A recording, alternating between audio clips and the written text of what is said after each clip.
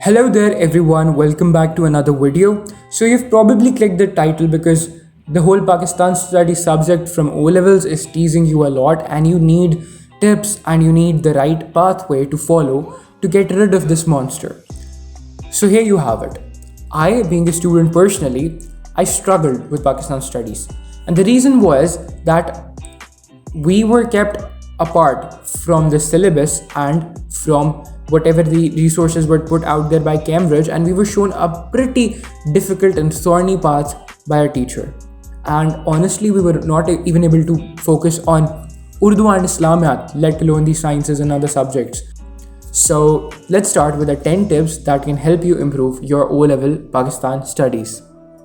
This video is divided into two parts. The first part will deal with Pakistan Studies Paper 1, History and Culture of Pakistan, and the second part is going to deal with the environment of Pakistan, Paper 2, Geography.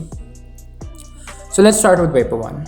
The first thing that I tell everyone is to stop writing down countless pages in your exam. The perception of O-level Pakistan studies is that as much as you write, you're gonna score equally good, which is totally wrong. The thing is that the examiner never wants you to write 12, 13 sheets filled with factual details and events and reasons and so much information. In fact, the examiner would hate to read and go through all of that and eventually give marks that you do not deserve. The reason is that you are irrelevant when you write all those sheets and all that stuff, and let me explain you how. Let's move on to the second tip, and that will tell you exactly how to write better answers. So what you need to do is connect your answer, connect your reasons with the question, the statements in the question.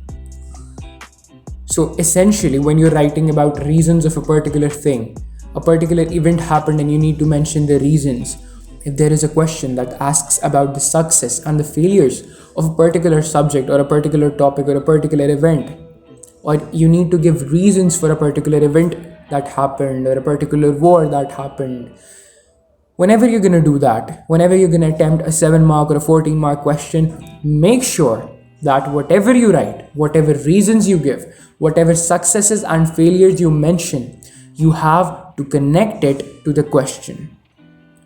And the reason you have to do it is to make sure that you have given the right reason and the examiner understands the way that reason is connected to your question. For example, let's talk about the reasons for the decline of the Mughal Empire. So essentially, if I write one of the reasons and I start telling about the Industrial Revolution in the Great Britain, and I tell all about how many goods they had and how many weapons they had and all that, and I'm gonna explain everything about the Industrial Revolution, I'm gonna give details, dates, facts, names and everything, my answer will not stand out because I was unable to link the Industrial Revolution of the Great Britain to the fall of the Mughal Empire. So essentially, even if I don't give all that factual detail and I am successfully telling the reader, the examiner, that the Industrial Revolution helped in the decline of the Mughal Empire, this and this way, that is how you write your answer. And that is how you connect your answers to your question. Okay, so moving on to tip number 3. You need to connect yourself with the study guides, the marking schemes, the question papers online, the sample candidate responses. You need to do that because you need to finish the barrier between you and the sources given out by Cambridge itself. Personally, I had to wait a year and a half to figure out that there is a thing known as the study guide and the sample candidate response that exists. I didn't even know that. I didn't even consider reading my syllabus since like the start of my grade 9th, my first year of O-levels, till the very end of my grade 9th. So a whole year I spent studying a subject without even reading the syllabus. The sample candidate response is going to drastically help you and make you able to understand what you're lacking in, where you're lacking in. It will show you examples of candidates who wrote good answers, who wrote excellent answers and secured full marks. And yes, full marks are achievable. You can get 7 out of 7. You can get 14 out of 14. That is totally possible. Don't let anyone tell you otherwise. And then go and look at those resources. Look at the study guide. The study guide actually tells you how to answer every type of question. What are the requirements? So those are the resources you need to go to.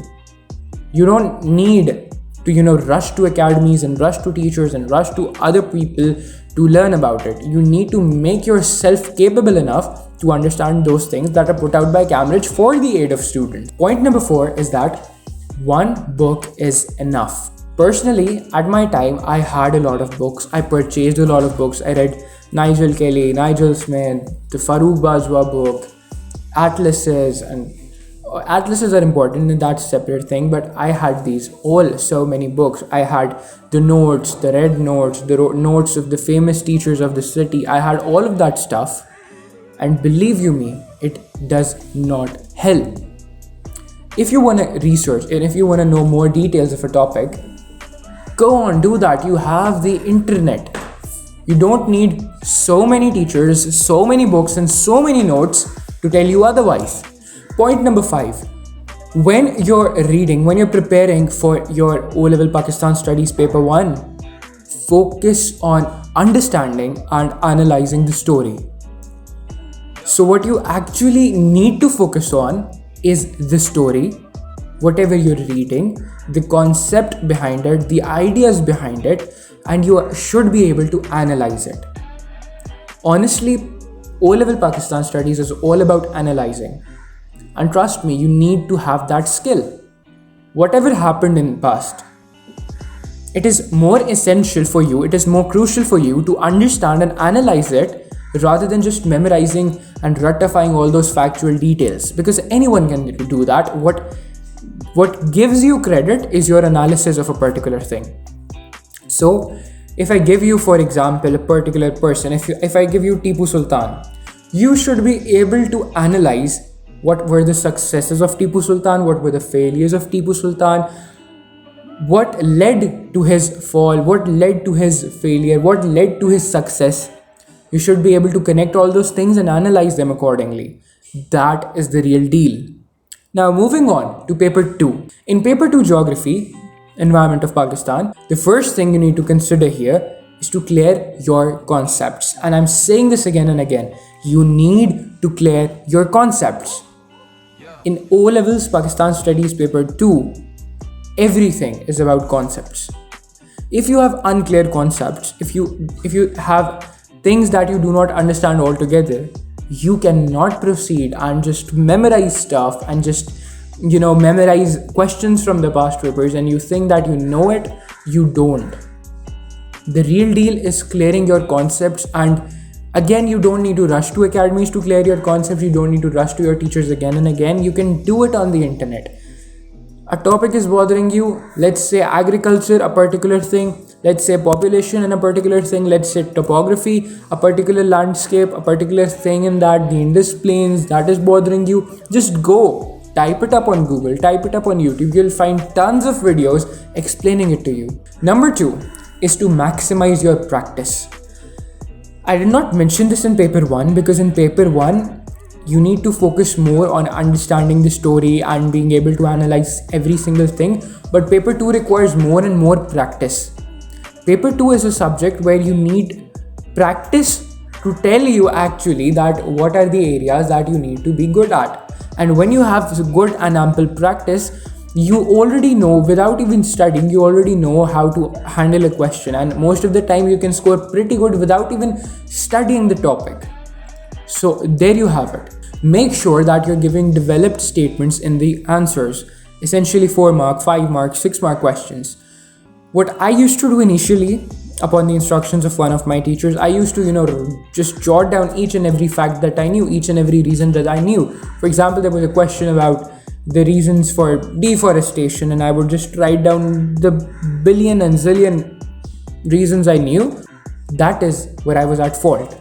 You don't need to list down each and every single reason you know. You need to choose the 4, 5, 6 main reasons, the most important reasons, and you need to give them a developed statement.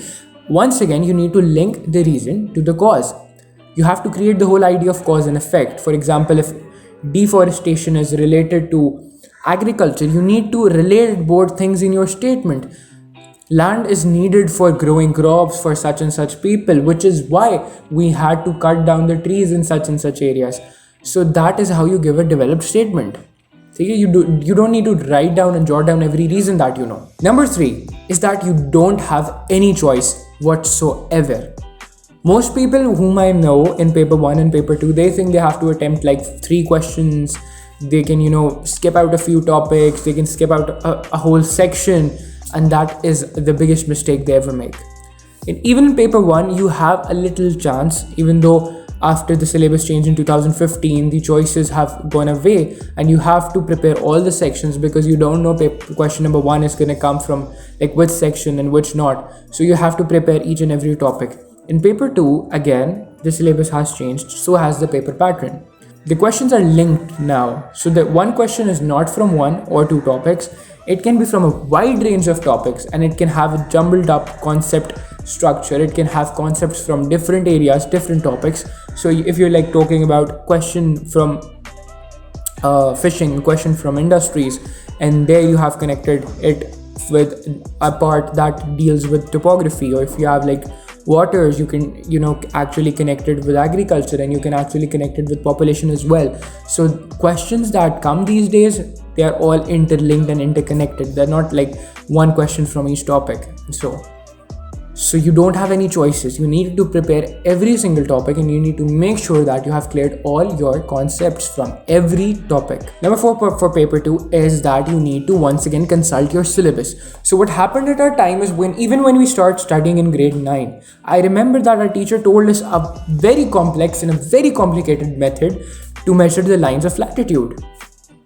Putting your scale on the map, marking out the beginning and the end of the map of Pakistan, and then writing down those latitudes and those longitudes, then equidistant points from those latitudes, a central point, then dividing it into a grid, and then figuring out which point of latitude and longitude this is. But when I opened my syllabus in grade 10, like a whole year passed, and then I opened my syllabus when I had, when I started to get all that awareness, I figured out that there were only a selected number of lines of latitudes, and again there was only a selected number of cities and a selected number of regions and a selected number of stuff that I needed to learn by heart. So connect yourself with the syllabus, connect yourself with the sample candidate response, understand what the mark scheme has to say.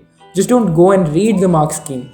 Sometimes you find abbreviations in your mark scheme, so they tell you how to comprehend that. And then you have study guides. Go and see how to attempt a particular question. Number 5, research.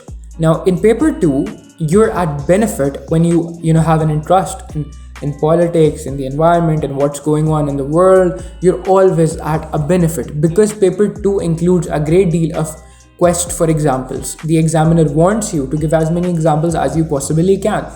So when you're up to date with what's happening in the world, when you have a good research, you might even give better examples, more modernized examples, because your book was written like a few years ago and many things have happened ever since. So you can obviously quote those examples that give a very, very precise and good idea of how up to date you are with the stuff that's happening around you. So there you go. For any other queries, for any other questions, you can hit me up at my I'll probably link my Instagram down there. I'll probably link my Instagram page called The Strategies down there as well, where I give free study advice. I answer your queries. I offer you help to let you be able to understand and study at your own. So there you have it. Thank you so much everyone for tuning in to today's video. Inshallah, I'll catch you guys in another video.